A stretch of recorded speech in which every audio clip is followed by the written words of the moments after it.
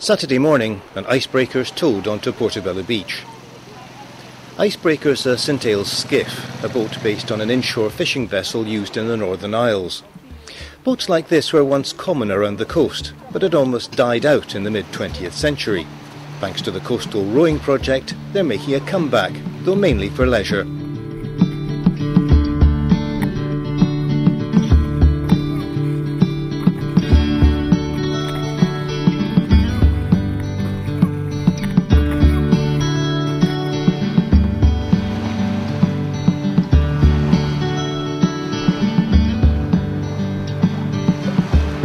Icebreakers owned by RowPorty, the rowing part of Portobello Sailing Club.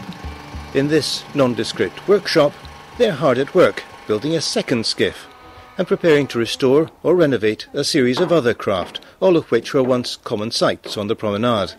I suppose I've always been aware of old postcards with pictures of Portobello and involving rowing boats, but until this project came along, I really had no reason to take an interest in that. And rowing was a very, very big part of the coastal community here in Portobello.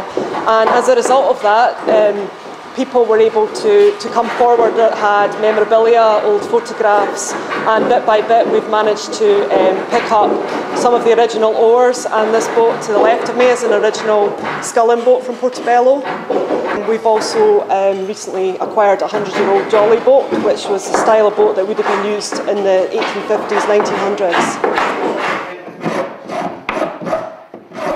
None of us had ever had anything to do with building boats before, so we worked it out as we went along. And in the main, it's made very simple by the nature of the kit.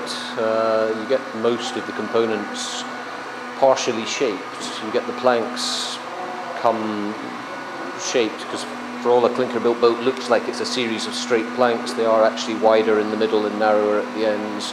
All that's done for you. Then you have to shape each component to fit over the previous one.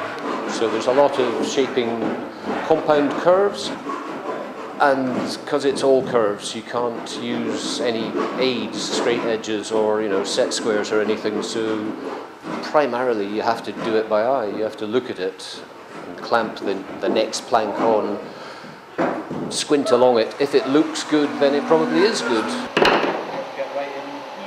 The Scottish Fisheries Museum launched the coastal rowing project about 2 years ago almost.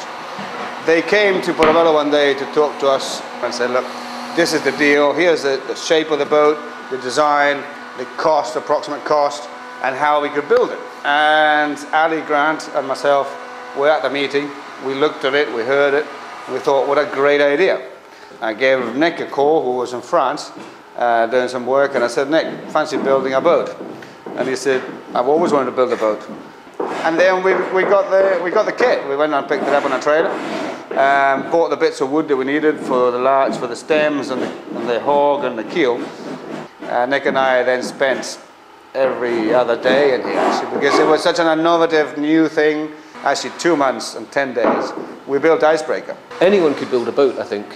The more I've been researching boat building, people with virtually no previous experience of working with wood can build a plywood kit boat.